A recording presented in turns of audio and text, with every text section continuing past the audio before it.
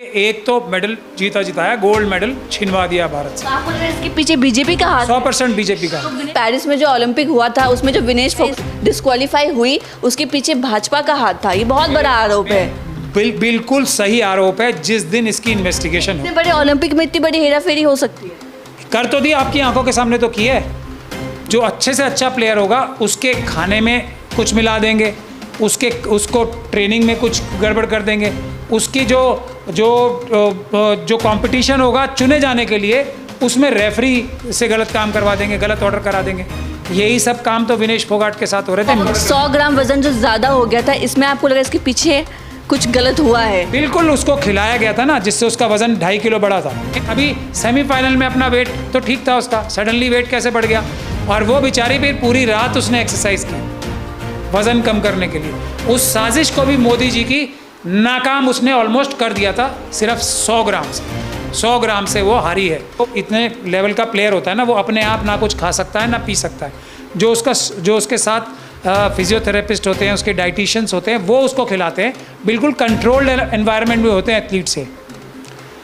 नीरज चोपड़ा भी और ये भी और बाकी सारे भी एथलीट जो ओलंपियंस हैं, वो सब पूरी तरीके से उनकी ज़िंदगी अपने हाथ में नहीं होती है। लेकिन सर विनेश फोगाट तो देश, अगर वो मेडल जीतती तो एक देश मेडल जीतता ना, तो ऐसा क्यों लग रहा था कि जैसे विनेश फोगाट को हराना ही है? क्योंकि मोदी जी ये नहीं चाहते कि उनके अलावा कोई भी देश में किसी का भी कोई भी नाम हो। ये मोदी जी की बुनियादी मेंटालिटी है। नमस्कार, स्वागत है आपका मेरे चैनल पर। मैं आपके साथ निशा झा और इस वक्त हमारे साथ बातचीत करने के लिए सुप्रीम कोर्ट के वरिष्ठ वकील महमूद प्राचा जी हैं। इनसे बातचीत करेंगे। जिस तरीके से आप लोगों ने देखा है, जब से खिलाड़ी विनेश फोगाट और बजरंग पूनिया ने कांग्रेस ज्वाइन किया है, लगातार राजनीति में खलबली मच गई है। विनेश फोगाट के कांग्रेस में शामिल हो जाने के बाद से लगातार हरियाणा के तमाम बड़े मंत्री और पूर्व मुख्यमंत्री मनोहर लाल खट्टर विनेश फोगाट पर सवाल उठा रहे हैं कि इन्होंने तो ये जो प्रदर्शन जंतर मंतर पे किया था वो कांग्रेस के कहने पे किया था। इन तमाम मुद्दों पे हम महमूद प्राचा जी से बात करेंगे। तो सर, आप कैसे देख रहे हैं जिस तरीके से विनेश फोगाट पे आरोप लग रहे हैं, एक तरीके से जो वो हारी है वहाँ पे ओलंपिक में, उसको लेके भी सवाल उठा रहे हैं बीजेपी के नेता, कैसे देख रहे हैं इसको? देखिए, अब भारतीय जनता पार्टी वालों के झूठ का जवाब मैं क्या दूं? सीधी बात है, अगर वो किसी पार्टी पे यानी कि कांग्रेस पार्टी पे ये इल्ज़ाम लगा रहे हैं कि कांग्रेस पार्टी ने विनेश फोगाट से ये कराया, तो क्या कांग्रेस पार्टी ने ही उनको ट्रेनिंग दे के या उनके अंदर ये आत्मविश्वास भर दिया कि वो पूरी सरकार, पूरी रेसलिंग फेडरेशन उनके खिलाफ थी, फिर भी वो फाइनल में पहुंच गई ओलंपिक के? ये भी कांग्रेस पार्टी का ही काम था क्या? तो फिर ये भी माने। बुनियादी बात क्या है कि हर गलत काम करने का काम जो करते हैं वो कौन करता है? आरएसएस और बीजेपी के लोग। कोई भी गलत काम हो देश में, उसमें से 90% गलत काम करने वाले आरएसएस और बीजेपी के लोग प्राप्त होंगे।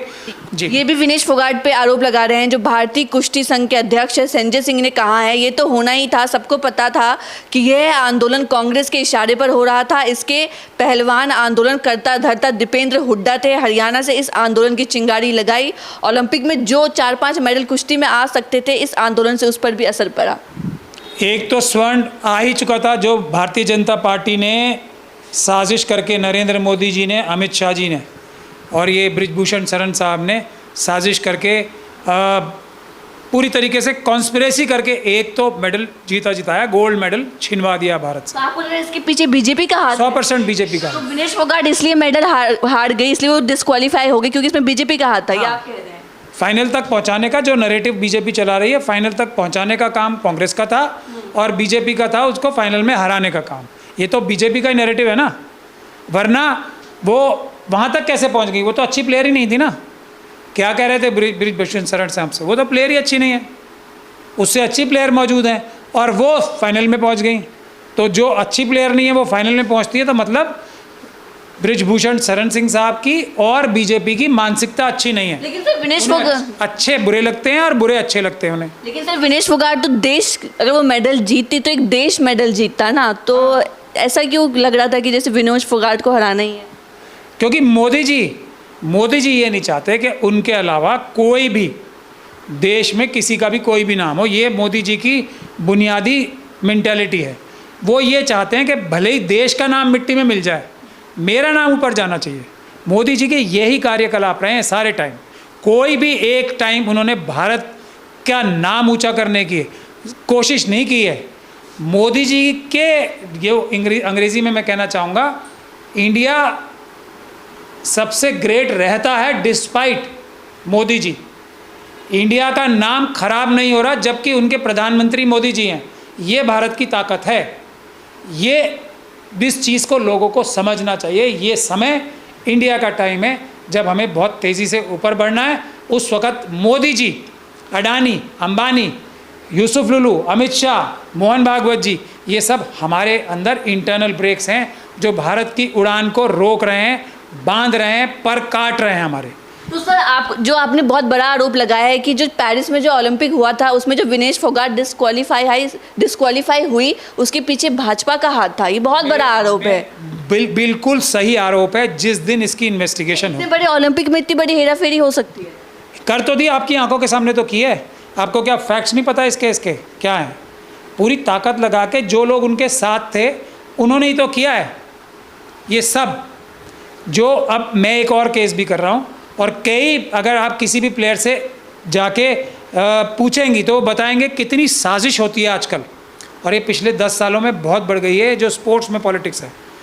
एक अपने चेले को आगे करने के लिए जो अच्छे से अच्छा प्लेयर होगा उसके खाने में कुछ मिला देंगे, उसको ट्रेनिंग में कुछ गड़बड़ कर देंगे, उसकी जो कंपटीशन होगा चुने जाने के लिए उसमें रेफरी से गलत काम करवा देंगे, गलत ऑर्डर करा देंगे।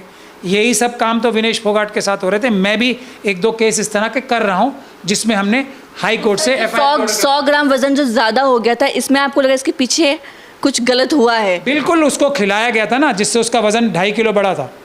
उसी के, अब देखिए, जो इतने लेवल का प्लेयर होता है ना, वो अपने आप ना कुछ खा सकता है ना पी सकता है। जो उसके साथ फिजियोथेरेपिस्ट होते हैं, उसके डाइटिशियंस होते हैं, वो उसको खिलाते हैं। बिल्कुल कंट्रोल्ड एनवायरनमेंट में होते हैं एथलीट से।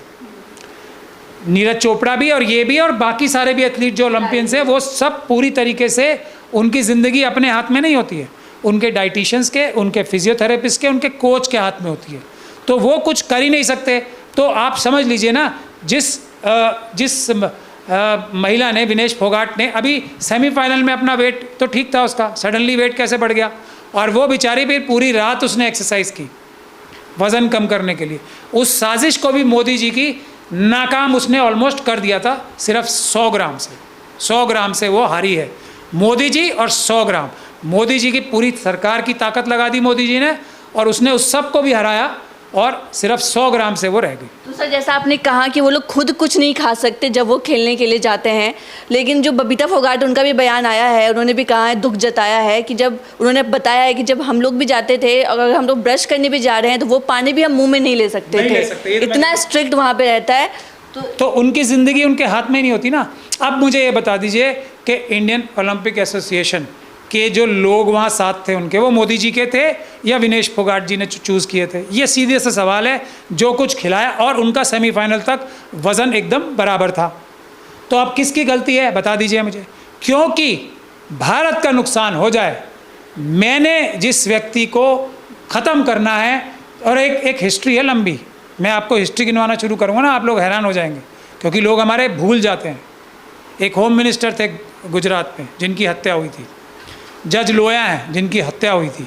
ये तो बैकग्राउंड है। किसके ऊपर इल्ज़ाम लगते रहे? अमित शाह जी के ऊपर, मोदी जी के ऊपर, उनके लगते रहे ना इल्ज़ाम।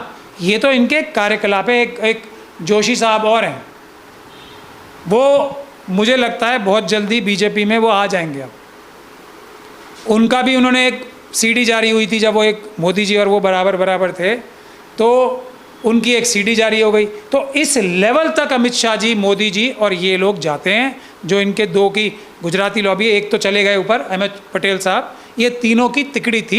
ये तीनों आपस में मिलके दोनों पॉलिटिकल पार्टीज़ को हाईजैक करके अपने कब्जे में कर रहे थे। लेकिन ये सब जो है देशद्रोह करने से भी ये तीनों लोग कभी भी हिचकते नहीं थे। जो हरियाणा के पूर्व मंत्री है अनिल विज ने भी आरोप लगाया है कि विनेश फोगाट देश की बेटी से कांग्रेस की बेटी हो गई है। अब ये तो कोई बात नहीं है ना, जो देश की बेटी हो वो कांग्रेस की बेटी नहीं हो। कांग्रेस भी तो देश की पार्टी है। कोई भारत के संविधान के और कानून के तहत बनी हुई तो पार्टी है। तो कांग्रेस की जो बेटी होगी वो देश की बेटी भी ऑटोमेटिक होगी। देश की बेटी सब होती हैं, जो भी देश में पैदा हुआ है। भारतीय जनता पार्टी के अंदर भी कोई बेटी होगी तो वो भी देश की बेटी होगी। ये बात लेकिन मोदी जी और आरएसएस नहीं समझ सकते, कभी नहीं समझ सकते। सर, ब्रजभूषण शरण सिंह जो लगातार अभी जब से विनेश फोगाट ने कांग्रेस ज्वाइन किया है, भाजपा नेता ब्रजभूषण शरण सिंह का नाम भी लगातार चर्चा में है। ब्रजभूषण शरण सिंह बयान दे रहे हैं कि मेरे पे आरोप विनेश फोगाट ने, बजरंग पूनिया ने, साक्षी मलिक ने कांग्रेस के कहने में किया। इसका कर्ता धर्ता दीपेंद्र हुड्डा था, कांग्रेस था। देखिए, इसमें मैं तो अगर ऐसा हुआ है तो मैं हुड्डा जी की इज्जत करने लगूंगा अगर ऐसा सच में सच है तो। क्योंकि एक महिला के साथ खड़े होने वाला मिलता नहीं है दूर से दूर तक। और राजनीति करने वालों को तो बिल्कुल ज़रूरत नहीं होती अमित शाह जी और मोदी जी से लड़ाई लेने की, क्योंकि ईडी सीबीआई तो किसी के भी घर भेज देते हैं ना ये। तो मैं सच में अगर उन्होंने ऐसा किया, हालांकि मुझे पूरा शक है, इतनी हिम्मत दिखाई होगी या नहीं होगी इस पर मुझे पूरा भरोसा नहीं है दीपेंद्र हुड्डा ने।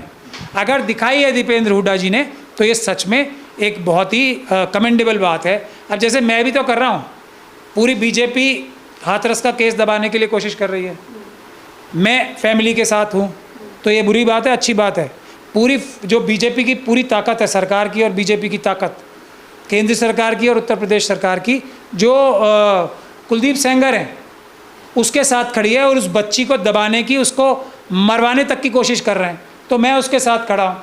तो ये अच्छी बात है या बुरी बात है? अगर दीपेंद्र हुड्डा जी ने किया है तो सच में ये काबिल तारीफ बात है। कमज़ोर के साथ खड़े होना, ताकतवर के खिलाफ खड़े होना, सच्चाई के साथ खड़े होना, झूठ के खिलाफ होना, ये तो तारीफ के लायक बात है।